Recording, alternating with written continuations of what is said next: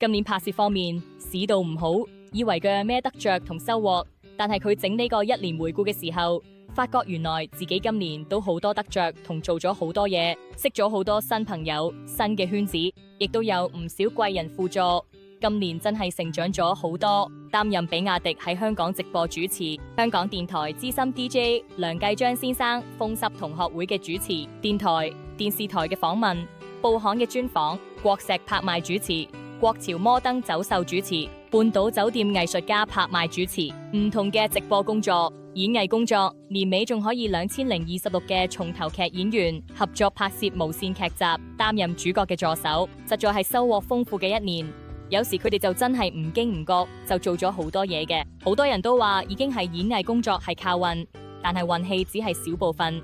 最重要嘅都係默默耕耘、認真專注同專業嘅工作，先會有人睇見同有人賞識。多謝今年賞識我哋嘅多位老闆同 agent 朋友，我喺2026年再一齊奮鬥。